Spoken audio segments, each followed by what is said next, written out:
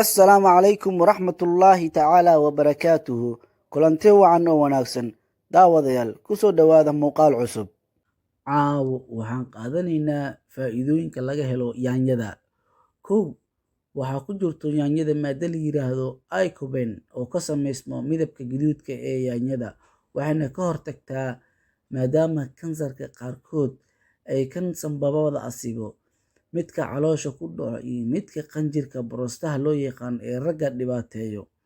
Labo, waxay yaanyadu sunta ka difaacdaa hidde-sidaha DNA-ga, sidaas daraaddeed waxay ka hortagtaa cudurrada qabowga keeno in badan oo ka mid ah.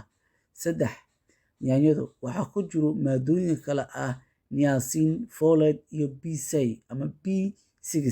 oo ah nafaqeynta difaaca wadnaha xanuunka. Daraasad la sameeyay ayaa waxaa lagu ogaaday in haweeneyda cunto 6 ilaa 7 xabbo oo yaanyo ah isbuuc walba, boqolkiiba 20 ay yaraynayso ku dhicitaanka cudurrada wadnaha iyo xididada. Afar, yaanyada waa cabitaanka laga sameeyo. Yaanyadu waxay ka hortagtaa ama ay yareysaa xinjirowga khaldan ee dhiigga thrombosis-ka loo yaqaano. Haddii uu qofka hore u qabay, waa in uu roonaadaa sida daraasad caafimaad lagu sheegay.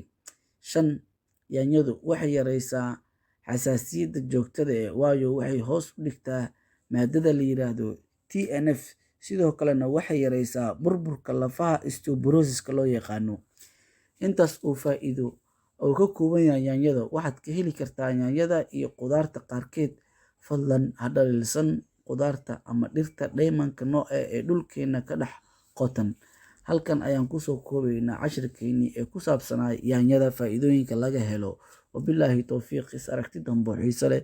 Wassalaamu calaykum waraxmatullaahi wabarakaatuhu.